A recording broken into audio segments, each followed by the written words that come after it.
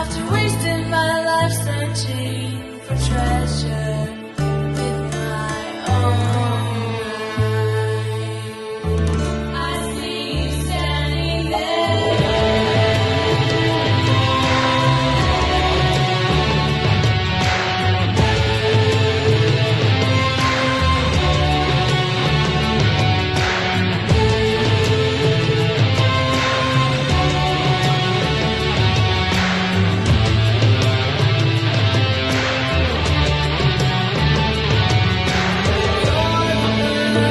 that I've been searching for, with the promise of new life.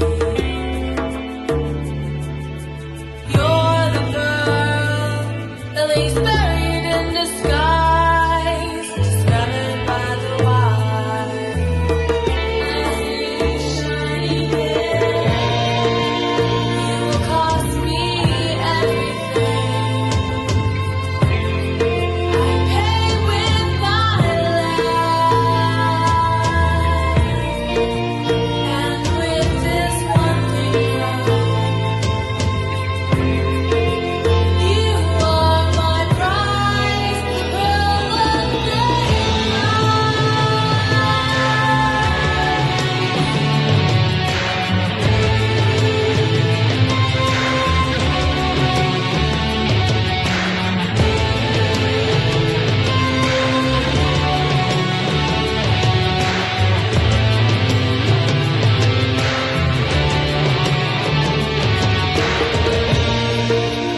you will cost me everything. I pay with my life, and with this one thing you are my prize, the pearl of great price.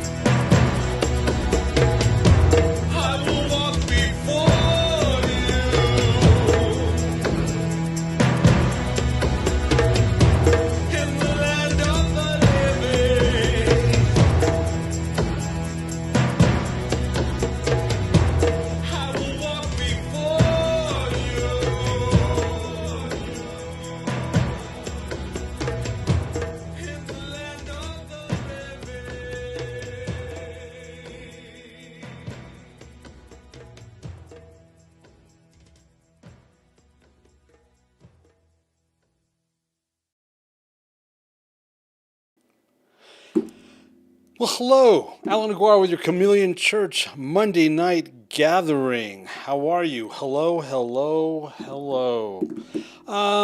Before we begin, so we have mentioned on many occasions in print form and in live streams how a lot of what we're doing is guesswork as far as calendar, new moon, visible crescent, on and on and on and on. Here's why I bring that up. So there was some confusion over the weekend. So we're going to talk a few minutes before we get into our session about a little bit about the moon and a little bit about the calendar. So on Friday night we had a new moon conjunction, which means the moon is completely black, and now we're waiting for a visible crescent. There were apparently some sightings globally of a crescent moon on Saturday night. Nope, I didn't see any reports about it. Alyssa said she saw one, and I don't know what time we were talking, Alyssa, around 9 o'clock at night or something, and we were like, yeah, we don't have any real sightings that we know about that people have cited it.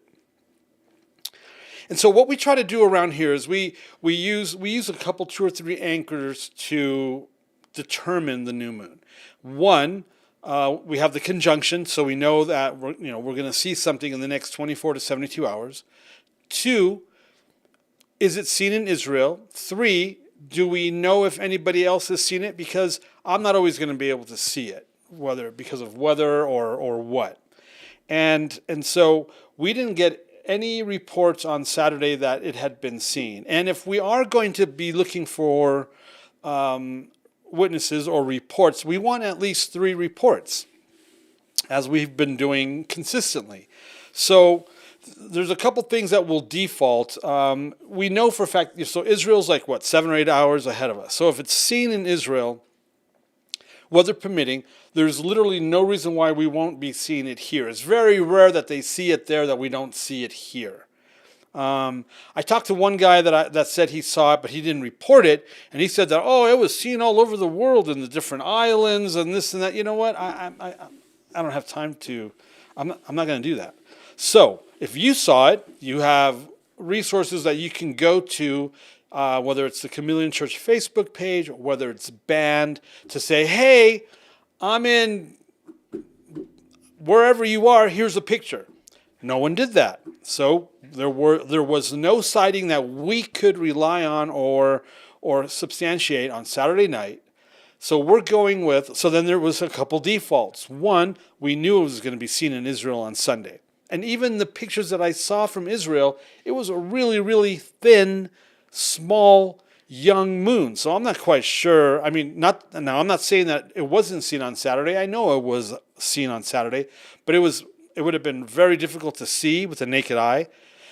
So we knew, here's a couple defaults. We knew that it was going to be seen in Israel, and it was like the 30th day. So it was going to automatically default whether we saw it or not. So that's that. So we are going with visible crescent as of last night, which means today would be the first day of the 12th month. So that's what we're doing. Second thing is, because there's a leap year. Now this is where it's going to get really interesting. And it's very rare that we have to ever change anything. That's not a very common thing to do. But we know there are going to be people that we kind of like respect, or we respect what they report. But we know for a fact there's going to be people going out and looking for a bib in a month's time, to determine whether it's going to be a leap year or not. Our calendar is set up. We've set everything up for a leap year. That means a 13th month. Biblically, they wouldn't have. So the Babylonian month name right now, the biblical month name is 12, the 12th month. The Babylonian month name is Adar.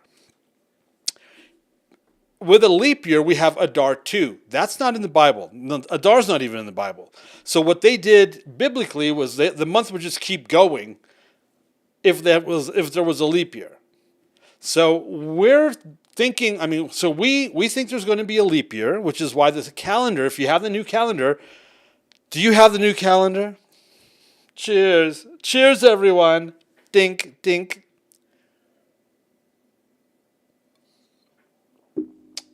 Do you have the new calendar? Because It's Monday. yes, it is. It's Monday. If you don't have the new calendar, then you won't know what I'm talking about. It's Monday. But the new calendar, well, that's not true, because if you have last year's calendar, it'll show this too. We're looking at a leap year, which means we're going to see Adar 2 before we go into Abib. So,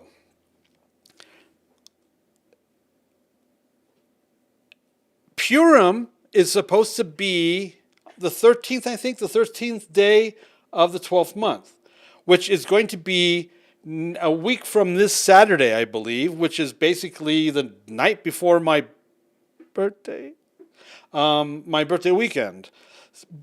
But there is, if you have, I don't know if you have a Jewish calendar thing, there's a thing, this is what they're calling it for the 12th month. I'll read it to you. Womp, womp, womp. It's going to be the 20... So the 23rd, the 14th of this month, it's called Purim Katan, and then Shoshan Purim Katan. So it's like this fake Purim. It's like an early Purim, but technically, it really would be those days. And then if you go to the next month and you see Adar 2, you'll see on the 23rd of March, Erev Purim. They're going with the 24th of March, the 14th day, Purim, in Adar 2. So that can be confusing. We didn't make any of this up. We're just trying to navigate what we've inherited. Because I'm only X amount of years old, and I've only been doing the Jesus thing for 44 years. So I didn't make any of this up. This has been going on for a very long time. Purim is really old, right? Purim's been around for quite a while. But besides that, we got the calendar, the Hillel calendar, and then this whole thing is ancient. We're just trying to navigate it. So we're going with today being the first day of the 12th month. We're looking at a leap year, and we're basing everything on that leap year. What does that mean? We're basing when Passover is, when the Omer count is, and when the Pentecost Shavuot conference that we're having in June, based on all that. And we are going live with conference registration this week, so you'll be able to register for the conference, go and get your hotel rooms, all that stuff. It's going to be awesome. I'm really looking forward to this conference. The theme for this year's conference is Kingdom Culture. And it'll me and Lenny, I'm thinking Chris will be there, but we're also going to have, not only my wife and I, we're also going to have all three of our children and their spouses, as that works out, sharing with Kingdom Culture, because like Safrain and Alyssa work behind the scenes.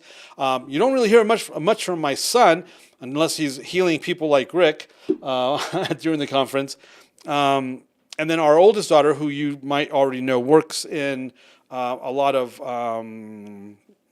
She works with a lot of food stuff, feeding the poor, working with trafficked prostitutes, strippers, stuff like that. So a lot of you know that about her. So they're going to be there at the conference, and each one will be able to share.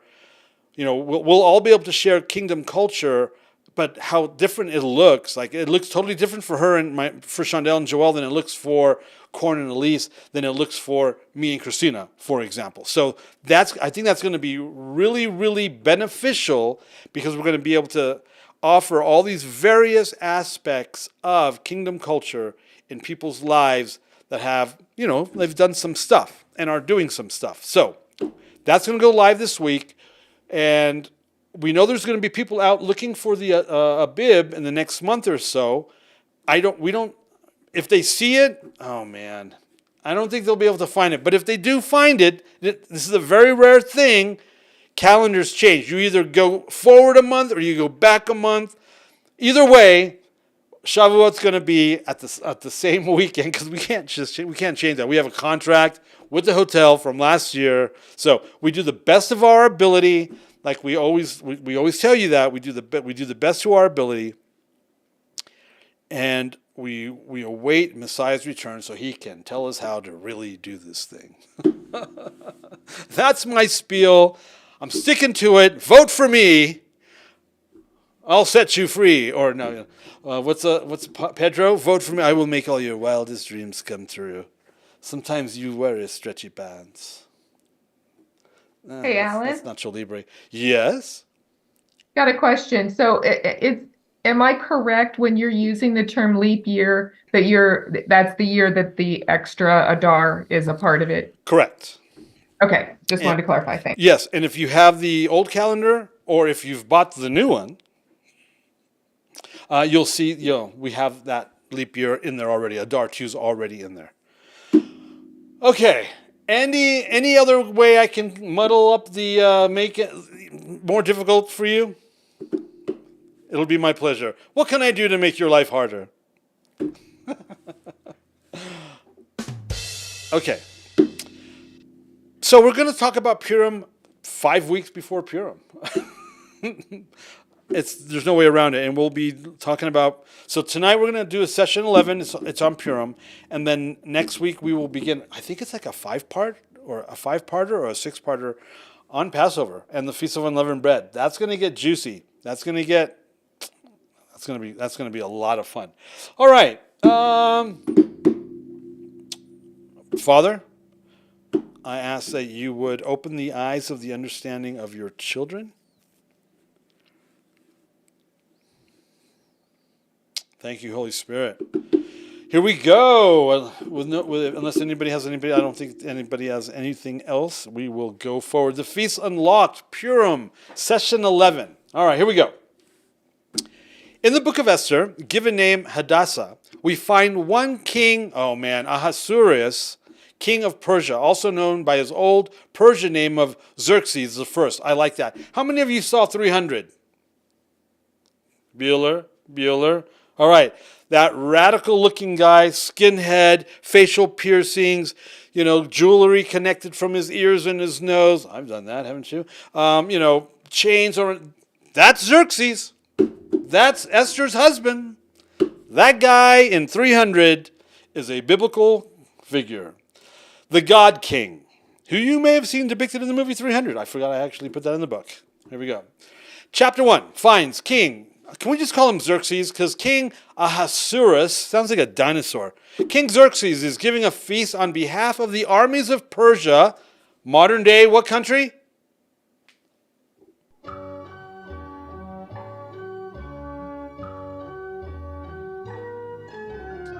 Iran. Yes, thank you very much.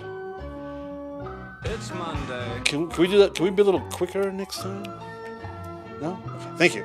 Behalf of the armies of Persia and Media, his nobles, governors, officials, and servants. He spent 180 days. That's like 6 months, right? Yes? Are you waving or are you flagging me down? Your Jeopardy was still running. Oh, is it done? It's done now, Okay. but it was still going. Well, that's to teach you all a lesson. He spent like 180 days, 6 months, showing off the vast wealth of his kingdom along with the splendor and glory of his majesty. After these 6 months, he gave a 7-day feast in the enclosed palace gardens for everyone. In the citadel of Susa, the royal wine flowed freely and liberally. The queen, Vashti, also gave a banquet for the women of the palace. And on the final day of the feast, King Ahasuerus, or Xerxes, merry with wine, called upon the queen to present herself with her crown so that he could publicly display her beauty for all to see. That's not cool. But Queen Vashti refused to obey his command. To make her insubordination an example, and to ensure that all women throughout the land would honor their husbands, Queen Vashti was banned from the presence of the king and her title as queen revoked. Sometime later, after his anger subsided, or the wine or whatever, King Xerxes remembered what Vashti had done and how he had banished her and stripped her of her position.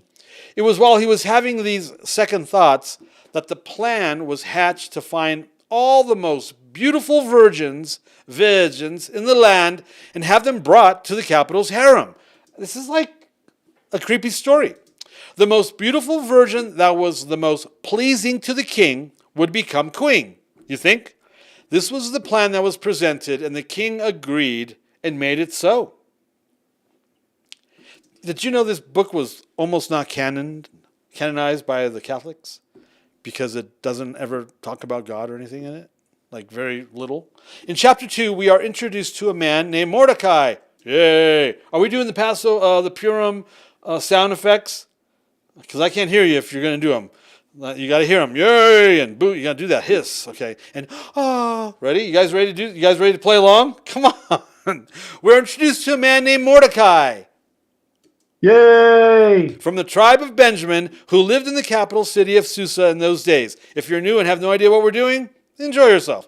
He had been taken from Jerusalem into Babylonian captivity at the hands of Nebuchadnezzar in the same campaign that included the prophets Daniel and Ezekiel, respectively. As we saw in chapter 1 of this book, Mordecai had a cousin. No one said, yay. Okay. Mordecai had a cousin, the daughter of his uncle, named Esther. Oh, no one's playing along. What's wrong with you people? All right, okay. Mordecai had a cousin. All right, it's not Mordecai's uncle.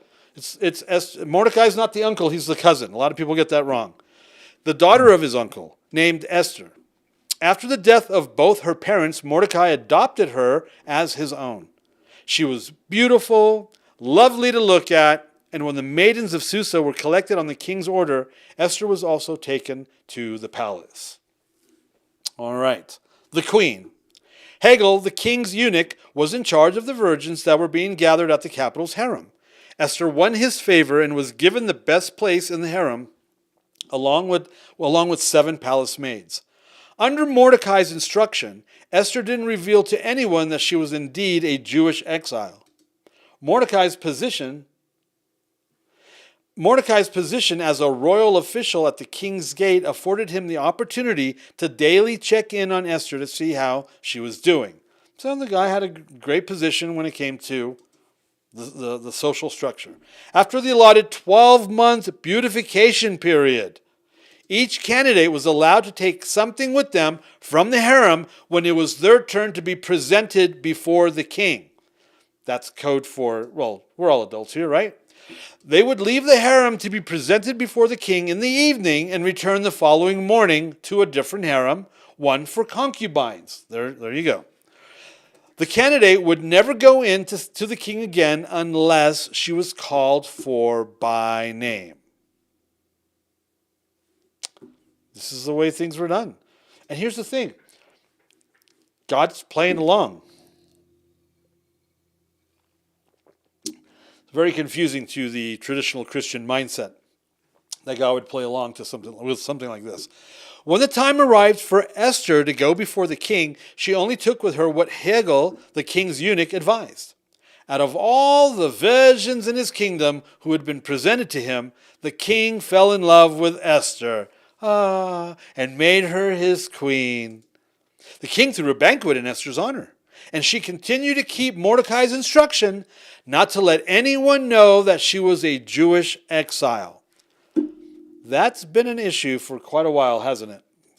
One day, while Mordecai sat at the king's gate, he discovered an assassination plot against the king by 2 palace eunuchs. He immediately informed Queen Esther, who informed the king of Mordecai's discovery. An investigation revealed that there certainly was a plan to assassinate the king, and both eunuchs were sentenced to death. Enter Haman. Boo, boo. Thank you. Oh, man. The son of Hammedatha, the Agagite. You don't want to be an Agagite. Agagite.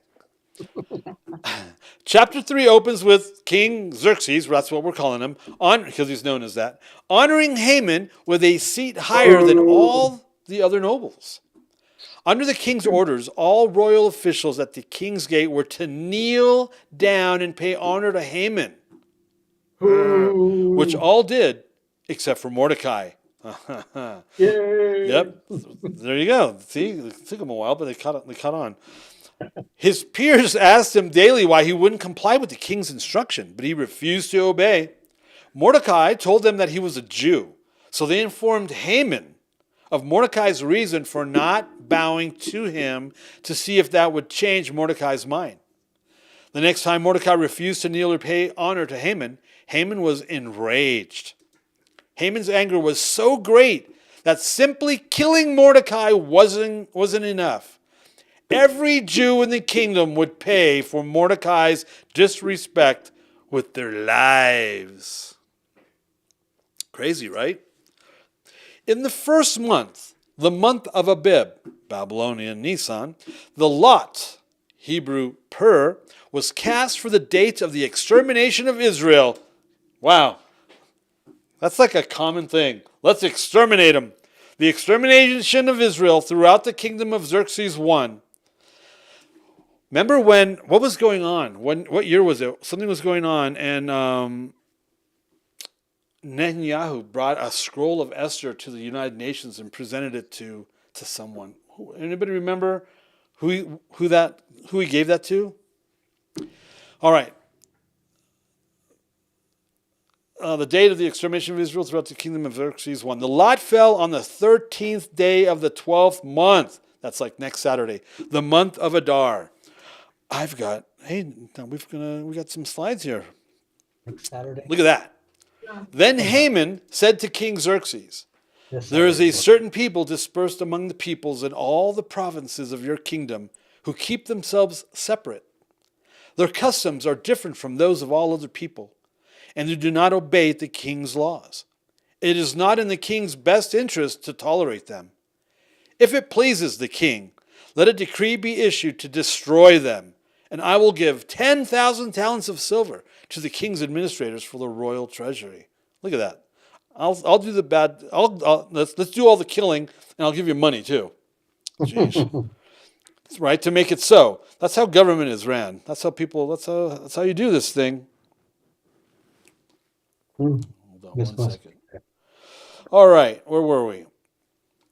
Okay, for the royal treasury. So the king took his signet ring from his finger and gave it to Haman, son of Hammedatha, the Agagite, the enemy of the Jews. Keep the money, the king said to Haman, and do with the people as you please.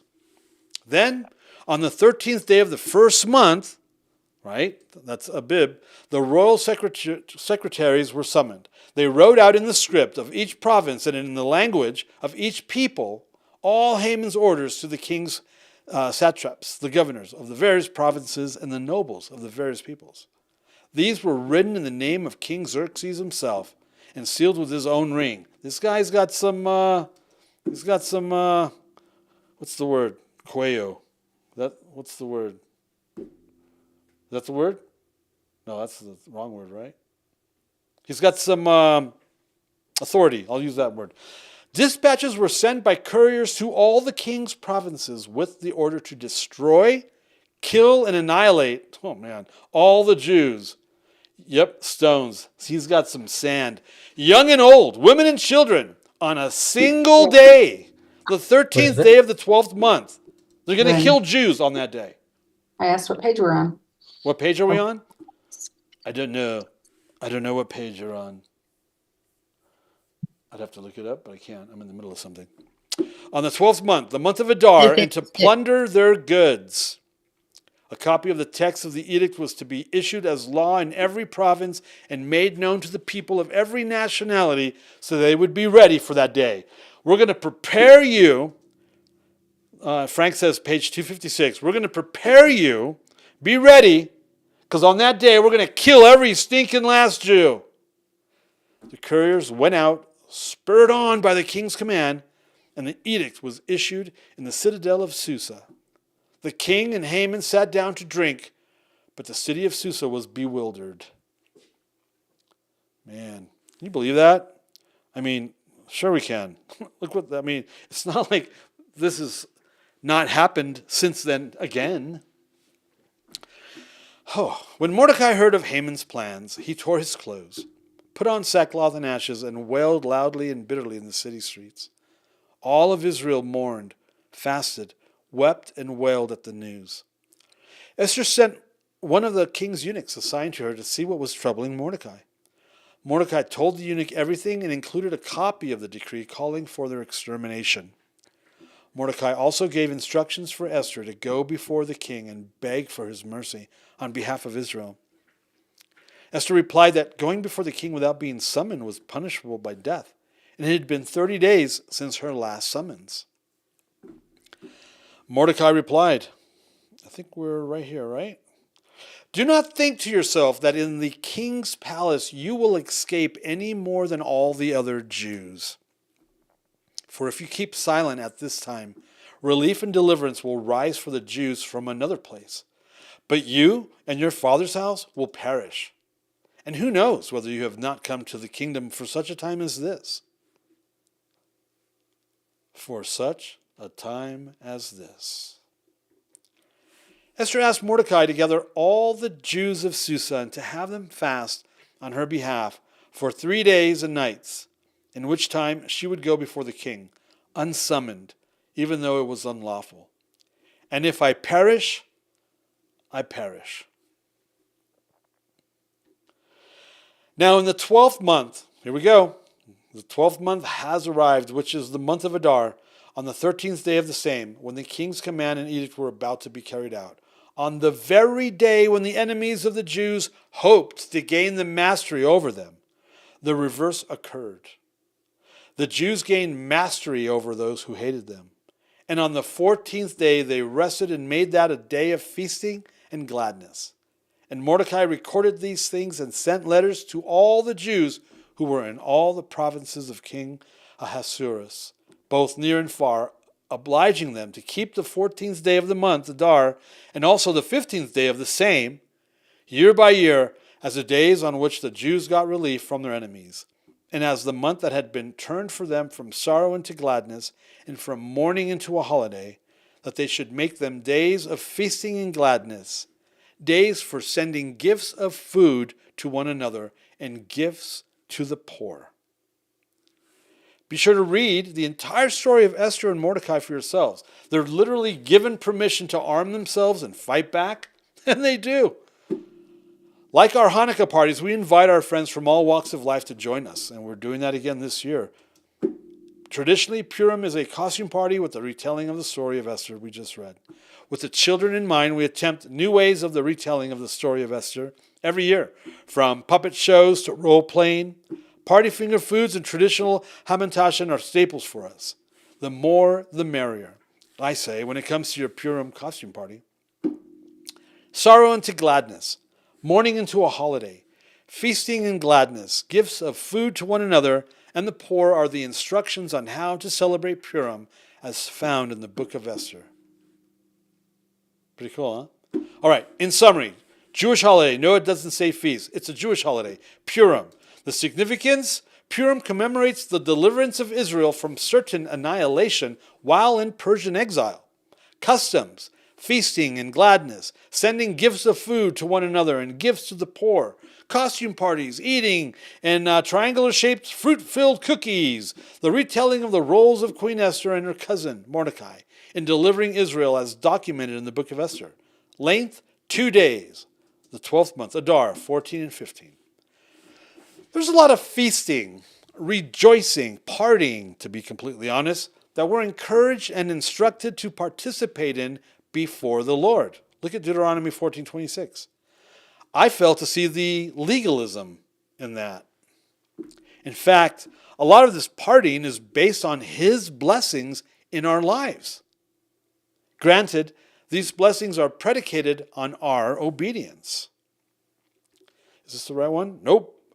Be careful to obey all these regulations, what? The Torah, that I am giving you, so that it may always go well with you, and your children after you, because you will be doing what is good and right in the eyes of ADONAI, your God. Blessings predicated on our obedience, as also found in the epistles of the New Testament. Remember, Jesus is our salvation. Torah is for blessing. Obedience to his commandments. Torah is the sign of our love towards him. We will be right back.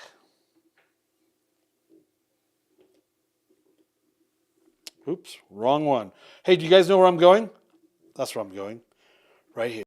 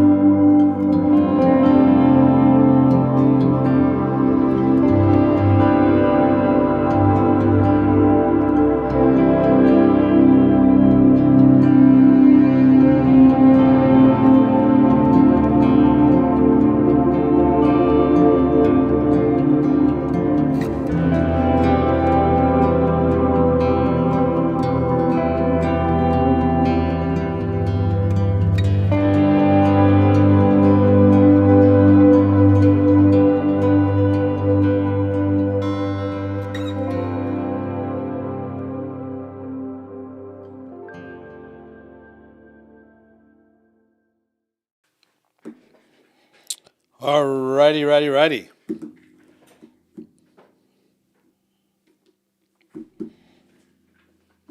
Everything's working the way it should. What a concept. So, that's a quick one. I'm looking forward to going through what's coming in the book. It's going to be a lot of fun. Anybody have any questions? Anybody have any reservations? Confusion? Hey. Oh, well, hello, Doug. Doug, please tell me that. Please don't tell me that you're going to say something like, I don't worship Purim. I worship Jesus. Somebody actually said Nope. that in the Rude Awakening. I'm going to say let's party. Yeah, in the Rude Awakening post that they made about the new moon, someone said, I don't worship the moon. I worship Jesus. And I just wanted to reach through that computer monitor and slap somebody. Yeah, I'm not really sure if I want to party with that Xerxes guy from 300, but I'd want to party. He was pretty cool, that guy. He was wild, man. Yep. How are you, Doug? I'm just lovely. How are all the peeps up in the house? I guess we're doing good. Are you stateside? Yes, we're back jet lagging hard. Ba-da-da-da-da. Jet lagging hard, eh? Yeah, you know the drill. Yeah. Hey, you know what day it is? It's Monday. It's Monday. That's right. That's right. So, And it's family time. Yep, yeah, it is. What sort of insight do you have for us this evening? Well, that's a good question. I'm still trying to wrap my head around Purim. Yeah? Actually, I know it means casting lots. Lots, Purim, but I don't really understand it all that well, to be honest, other than just basically reading it. And so I'm open to hearing what other people have to say. Cool. Well, basically, Israel was going to get annihilated yet again. And they casted lots on what day they were going to kill him. And so everybody knew that on that day they were going to die. And instead, Esther is put in a situation to be able to reverse the edict to the extent of they're going to be able to defend themselves versus not be able to defend themselves. They're going to be able to defend themselves legally with the king's blessing. And then the gallows that Haman made for Mordecai is he's hung on those gallows himself. Well, you know what that makes me think of? I saw something today. Star Wars? No. Yeah. Sounds like a Star Wars scene, right? Like Thou shalt not kill. And I'm kind of like, God is a God of war, man. What do you mean, thou shalt not kill? That's not what it says. But see, defense is not murder. See, there's a reason why. Okay, so I lost a really, really, really, really dear friend a few years ago when I was in Dallas. He was my golf buddy. Loved this man dearly. And we were on the golf course, and we were having a little break, a little lunch between the front and back nine. Mind you, this is the man I've known for decades. And we play golf on a regular basis. And so when I'd go back to Dallas, we would play golf. And the subject of the Second Amendment came up.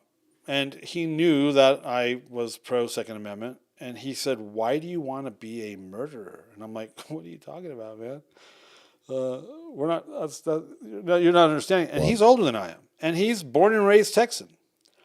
And he said, Wow. "So if somebody breaks into your house, you would shoot him?" I go, "If I had no other option."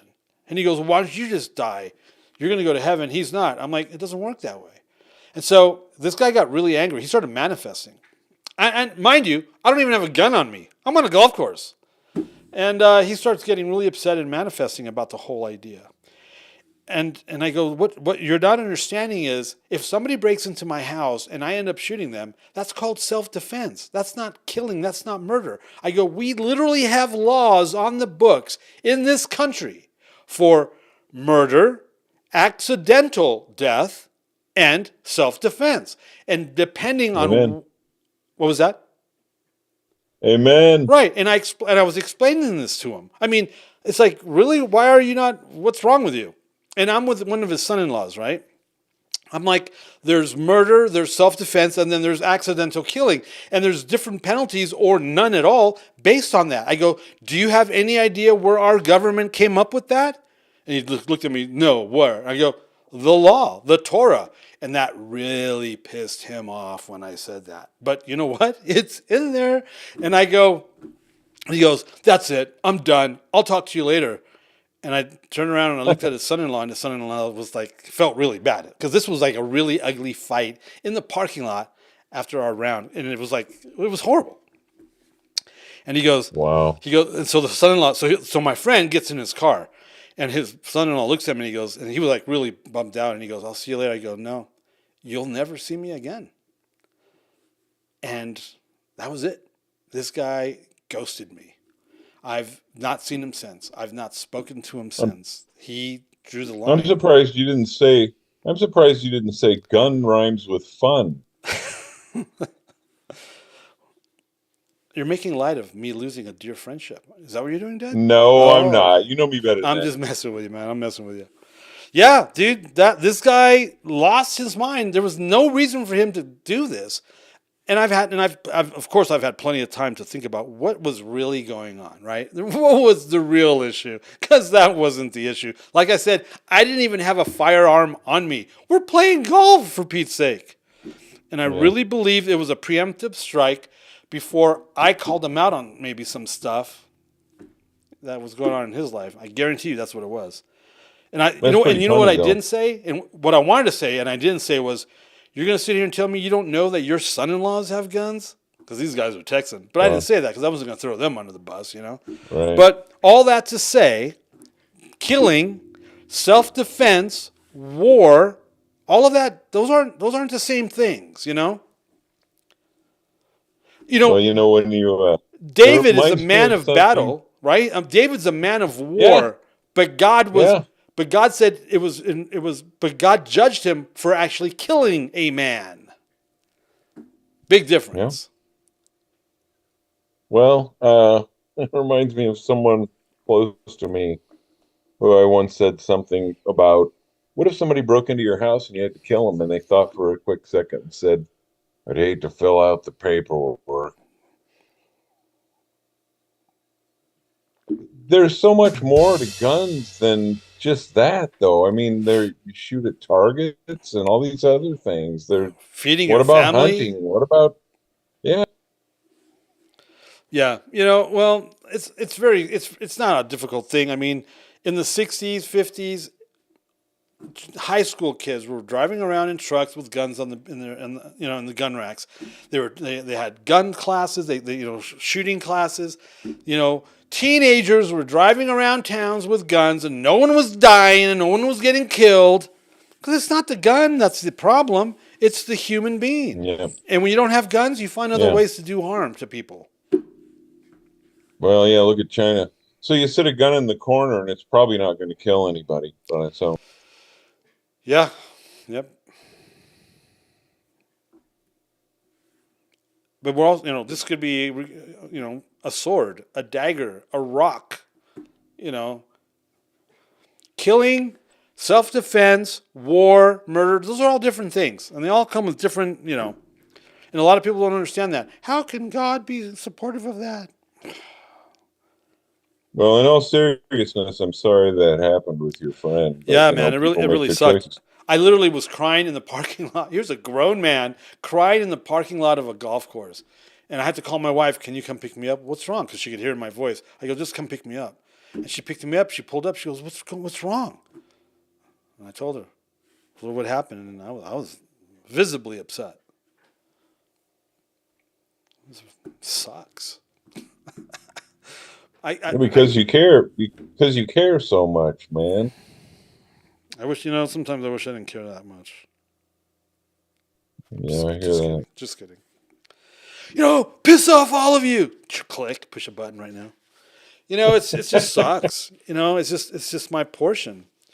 It's and it sucks.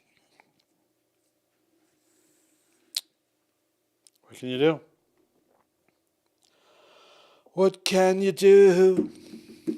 What can Well, it's you like they do? haven't read the scripture, man, that, God is a God of war and the Well, God of armies, and there's so many. this guy was an old school Christian. I mean, he knew what the Bible said, but see, reading it and knowing it. Well, I mean, he's read it, but it's like that doesn't matter. It didn't matter. The guy wanted to end his friendship with me, and that's what he used as that's what he used. Yeah, But he was looking for a way out. yeah. Yeah. But again, the point of the story, the point of me bringing that up is that there are laws for murder, there are laws for self-defense, there are laws for war, and there's laws for accidental killing. I mean, it's in the Bible, and they're in our law books. Yeah.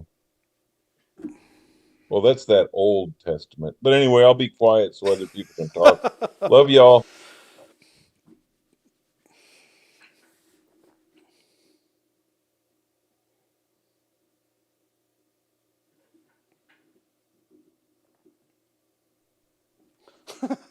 Many people cry in golf parking lots, but usually because of the game.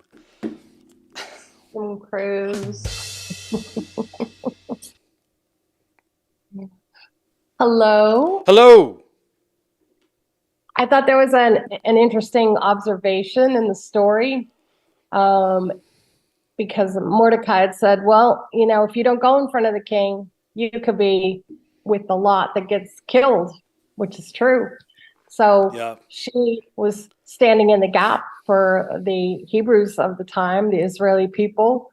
And I just thought that was quite interesting that was brought up, because I think it's kind of the same thing that happens today. And we're getting a good look at it, where everybody, who's anybody in the elite and social media, wherever, they're on this Hamas trip of, the Israelis are horrible people and killing Hamas. And whatever. And I'm like, if we don't stand in the gap for Israel, like we're supposed to pray for the peace of Jerusalem and do what God said for us to do, then, that doesn't bode well for us. So I thought that was just, it's like the same thing over and over again. It's like the people that stood in the gap back when Hitler was trying to take over the world and kill the Jews, and the next ones were going to be the Christians, and people don't really realize that. And he was already starting that as well. But you have to stay on the God side of all of this, because if you don't, you're going to be next. Yep. A lot of people. And she was a beautiful queen, but man, if you look back and see what she had to go through to become that queen, they basically scrubbed her down with brushes and whatever.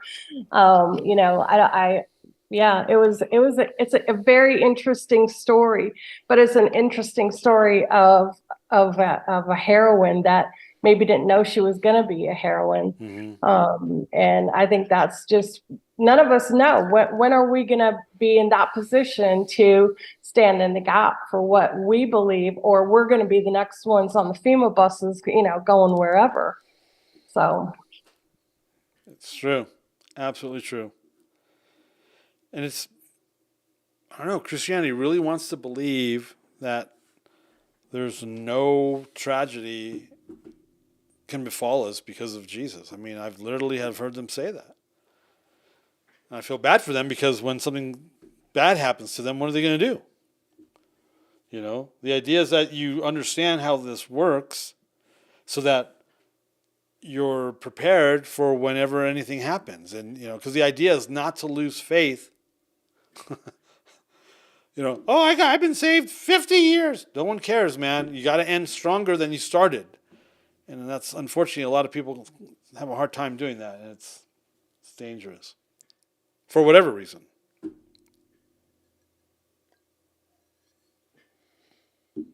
I think living in such a free country for such a long time has made, at least Christianity in the West, I don't think it's true in some other parts of the world, because Christians are very, persecuted in other parts of the world. We don't see that. We're very insulated against that in a lot of ways. Yeah. And we don't see, and we think, oh, we're insulated. We're the United States and we're free and blah, blah, blah, blah, blah. Well, it's coming. It's coming because, the scripture says it's coming. So why do they not believe? Well, they don't believe a lot of what the scripture says anyway, mainstream Christianity. But it's all written down in the book, and you better be paying attention. And if you're not, you're going to get swept away, the first tide that comes along. But it's such a disservice that preachers and pulpits are still preaching that we're going to be all raptured out of here and everything's going to be hunky-dory. I don't think so. How are we going to, what's our test? How have we been tested in this country? We haven't really. I don't believe, to a degree, but not to the degree of some other places and some other times. Right. They're not going door to door and, opening fire on us yet. And that's what's happening in some, African countries and so forth. They just shoot you. You're a Christian. You don't believe, you don't want to be a Muslim. You don't want to be this. You don't want to believe in the government. Well, they'll shoot you. It's not a long stretch in this country for this to happen. Yeah. Not anymore, anyway.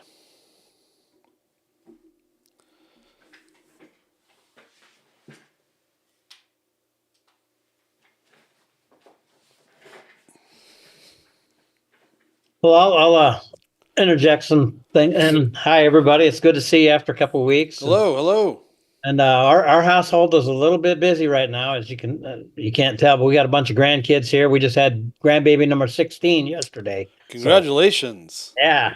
I don't have any other ones in the oven that I know of, so we'll just enjoy that one. But so they're all, they're at the house and they're all sick, and it's wonderful. When you got grandkids, you get sick. It's true. Little petri dishes running around. But I just love the story of Esther and we got together. We didn't really know about it. We do a family dinner once a month, and it's next Saturday, which is going to be perfect. Yeah. We're gonna do Purim. So, yeah, whether my kids want to or not. But part of what I really like about Esther and also Maccabees is it's not just a nice story. Unfortunately, looking in the future, it tells you about the end times. Yeah. If everybody wants to know, well, what's the Antichrist look like? I'm like, hello, McFly. It looks like Esther. It looks like Maccabees. It looks like any other time that they outlawed Sabbath, they outlawed circumcision, they outlawed working with Jews. I mean, come on, let's wise up, church. I mean, he's telling us exactly what's going to happen, no matter what, And unfortunately, we know that Israel's going to have another time of peril, the last one. But in that, I just really like it because it shouldn't take us by surprise when any of this happens. When when our friends, even if they love Jesus, don't agree with the Sabbath. Well, that should tell you something. Unless it's been revealed to them, that's that Antichrist spirit. Yeah. If they don't like the eating laws, even when you can show them that it's so that you can learn to discern from the good from the bad, the clean from the unclean. It says it right there in plain English or Hebrew. Yeah. That's the purpose of it. And that's that spirit we deal with. And we just need to be wise and shrewd with it to know that over and over and over in scripture, he tells us exactly what's going to happen. So none of it should take us by surprise. But it does. I know. It's weird, right? Yeah. So anyway, I might have to go because we got kids and stuff in here, but I just wanted to say, love it. And by the way, next month, Alan, I will take a picture if we see the new moon and send it to you. Oh, cool. I appreciate that. We saw it, but we had people. We just didn't take a picture of it. Yeah, we appreciate that. And rejoice, but we will do that next time. Wonderful. Hey, congratulations on the new grandchild. Oh, thank you. So I got to go. Okay. So love y'all. Ciao. See you next time. See you next week. All right, next week. We couldn't see the new moon. We live in Washington State, and it's been raining for 4 or 5 days. Not raining, but sprinkling and overcast. Typical Pacific Northwest. Yeah. So Alexander the Great, when he conquered the Persian Empire eventually, he burned the capital city that was called Persepolis. It was supposedly in a drunken fit after a victory party, and the city of Persepolis was burned. So I always thought, what a historical nightmare that was, right? And when I was researching Esther, I did some research on Susa, and Persepolis was a capital of Persia, was a brand new city built by a king that followed Xerxes. The city of Susa is one of the great cities of antiquity. I mean, it's like it goes back thousands and thousands of years, and it was the original capital of Persia, of the Persian Empire. Before Babylon. And it's down in the southern part of Persia towards Kuwait, down towards the Euphrates Delta, down that way, way before, down below Tehran. And it goes by the name of Sush now. I just looked it up. Shush, Shush, Iran. But it's the same spot, same city, and it just amazes me how frequently archaeology validates the Bible. I mean, it proves the story of the Bible way more. People take up archaeology and say, I'm going to prove this book is false, right? Yeah. And they start doing research, and everything they dig up validates the Bible. Yeah. One of the absolutely, and I love when history and the Bible clash, or not clash, but combine. Yeah. It's an idea that I've had that I haven't done it, obviously. Like what was happening in the real world when Abraham was walking the boundaries of Israel? What was happening in the secular world? I was gonna say something. Yeah, I love it when that happens. Oh man, I forgot. You're right. I forgot what my thought was gonna be. I had a thought. Well, you're right. The Bible is a lens of history. We Right. seeing history through God's eyes and through the Hebrew eyes. But there were things happening around it, empires that were around it that interacted with it all the time. Yeah. And you have to, if you want to know that history, you got to go out and look at it somewhere else. What Yeah. were the Assyrians doing? What were the Hittites doing? What were the Egyptians doing? They were all around this same time. Yeah. And they knew each other. They watched each other because they were in constant warfare. Yeah. And we're gonna do that with the next session with Passover because we talk about the who Moses is and the potential of him being part of the 18th dynasty, which is, to me, it's fascinating information, fascinating stuff. What was I going to say? I was going to say something. Can't remember what I was going to say. About history and Yeah. Bible melding together. Yeah. Huh. Can't remember. That's okay. You're at that age. Wow. All right. I'm gonna boot you out right See this now. gray Let me see beard, here. right? Shoot, how do I turn off your camera? How do I boot him out of here? Remove. Oh, I can report him. Put him in the waiting room. Look at that. Oh, yeah. Oh my gosh, I brought him back. Timeout. You're in timeout now. Oh my gosh, that's hilarious. I was going to say something, but I can't remember what I was going to say about history and how it intertwines with the Bible. Can't remember. But yeah, appreciate it. Yeah, thank you. We do have a question on YouTube about details on how to celebrate Purim. It says, I've got the dress up, reading, making goodie bags for others, and a meal. Is there something I may be missing? I mean, it's The Hamantash. all Hamantashen. Yeah, cookies. Jelly-filled cookies. Don't we explain it in the Facebook? Do we actually I explain think it? that there are some like details of like what the different traditions are. Hold on, let me go back.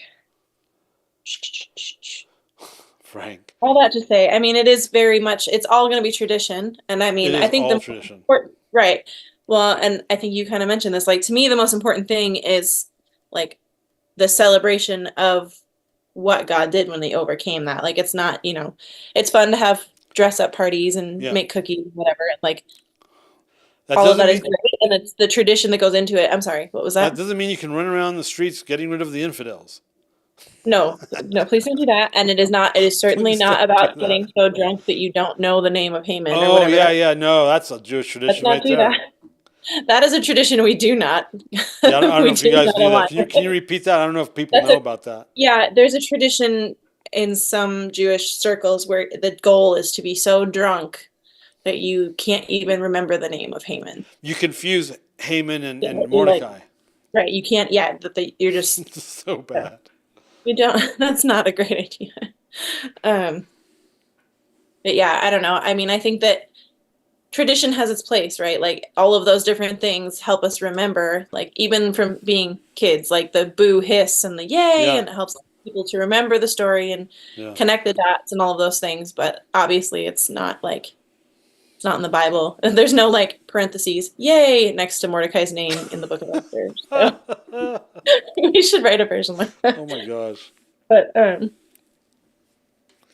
did she? Oh, she said, "Oh no, that's not good." But I hope that helps. I mean, I think you've got pretty much everything. The cookies are really good, though. So add those to your list.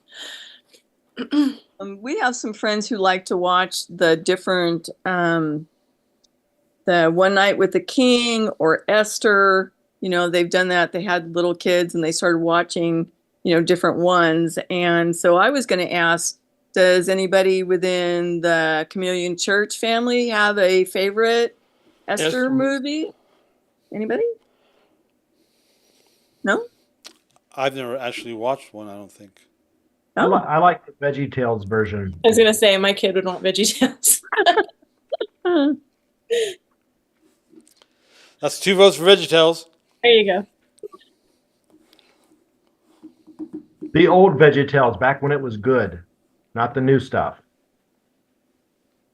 Isn't there a bacon character on the new one? I don't know. It's The all old one- vegetables and then a sort of bacon, I'm pretty sure. Yeah, the old one was a little more pro-Jewish, and the new ones are not, from what I understand.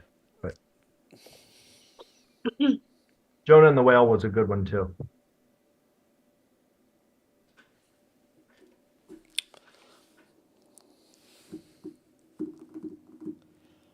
Anybody else? We're talking about Purim. I think I'm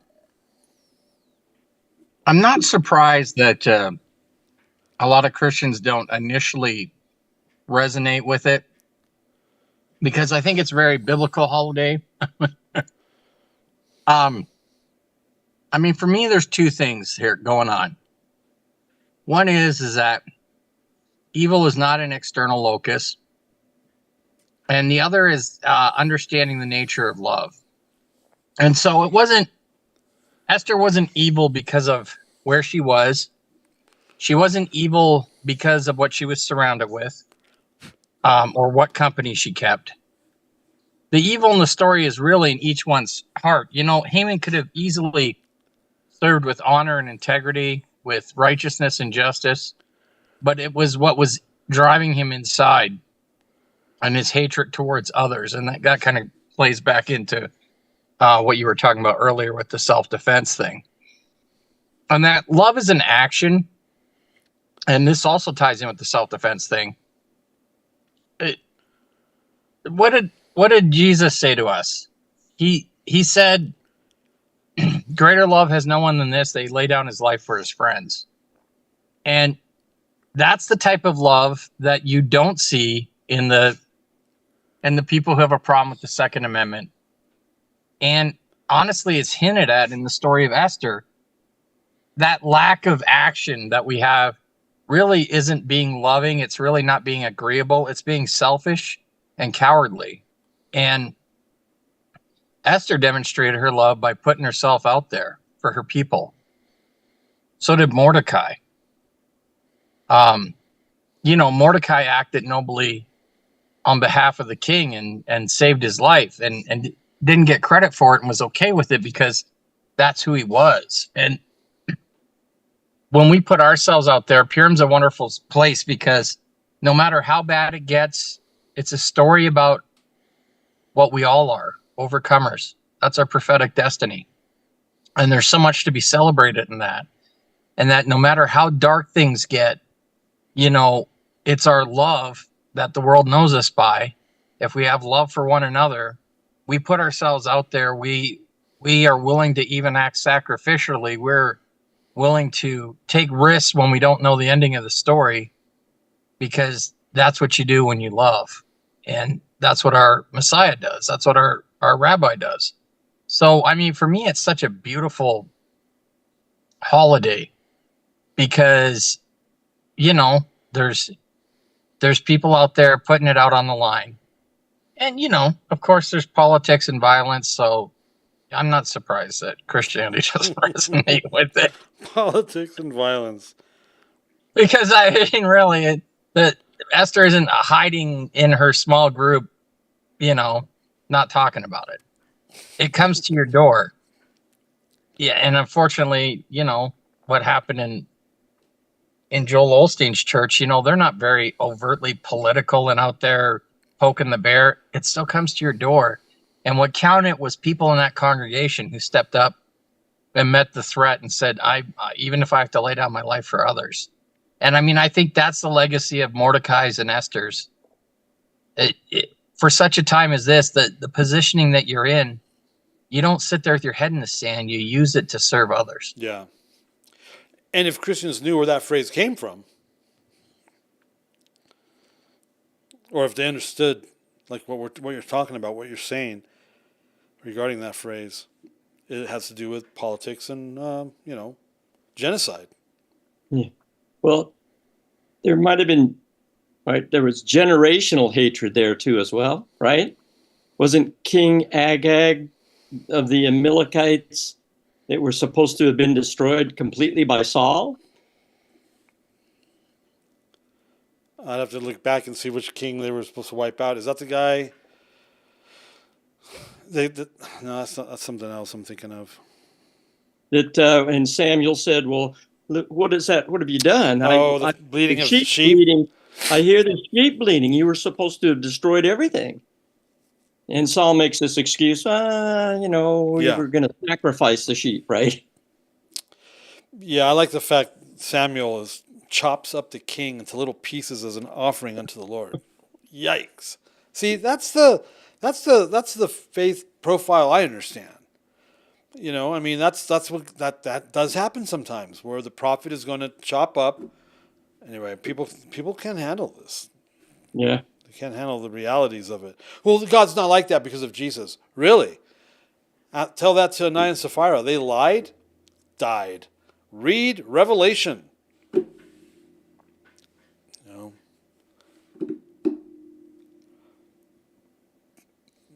Yeah. It's not always pretty. We're not advocating you go out and chop people up with your sword or with a knife, okay? That's not what we're saying. There's really somebody out there that just heard that and is thinking that right now because they're, the brighter one. No one's saying to go do that. Can you believe we actually have to say that as a disclaimer? Because there's actually psychos out there?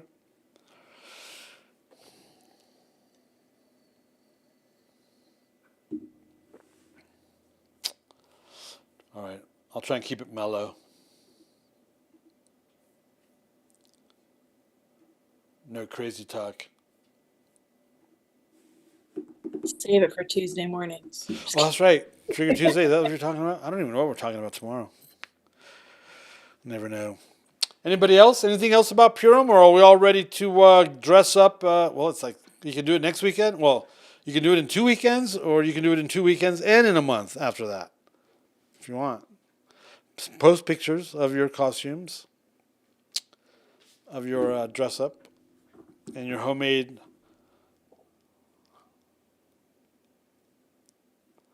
cookies, jelly cookies. What else?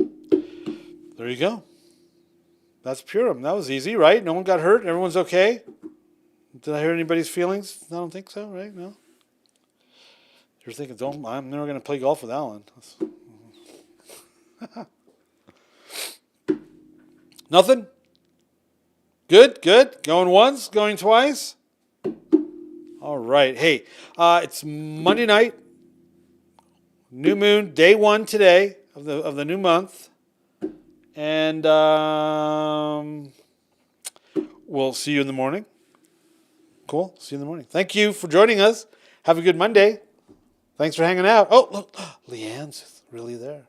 We heard her voice earlier, but good night.